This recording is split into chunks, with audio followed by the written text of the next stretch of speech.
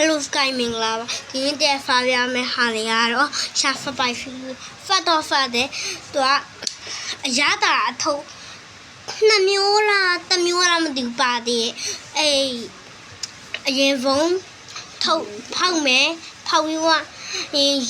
ရေနုတယ်မယ်ရေနုတယ်ပြီးတော့အဲ့ဒီခောက်ဆွဲတယ်မယ်ခောက်ဆွဲထည့်ပြီးတော့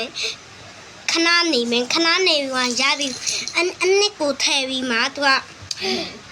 နဲလိုက်မယ်နဲပြီးတော့ရပါပြီကြောက်လေးလည်းပြုတ်ပြီးဓာတ်နဲ့လီပြီးထည့်လိုက်ပါမယ်ပြီးကြရင်နောက်တစ်ခုကဒီလိုဖားပြနေရပေါ့ရတာကတော့ခေါင်းပေါက်တိဖတ်တယ်ဘာကြရင်ဖလိုက်ရနဲ့လည်းဖားတယ်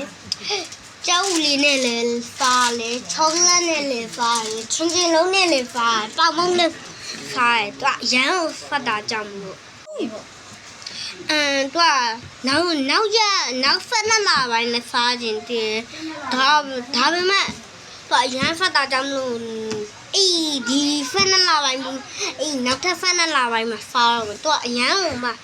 ဖတ်တာဆိုတော့ဘလို့ဖားခြင်းတည်းရလဲဖို့သူကအချိုလဲပါခြင်းတည်းရအကင်လဲပါခြင်းတည်းရသူကအဖက်ကြီးလေးထပ်ပါခြင်းတည်းရအခုတော့အကင်မပါလိုက်ဘူးတော့မဝေလာဖြစ်လို့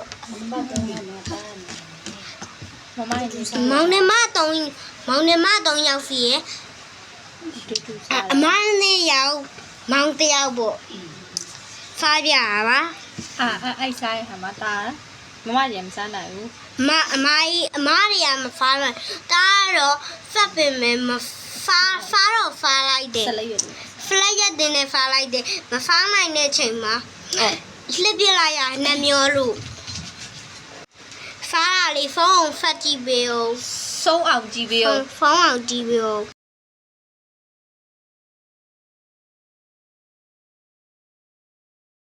ခုလိုကြည့်ပေးတာကျေးဇူးအများကြီးတင်ပါတယ်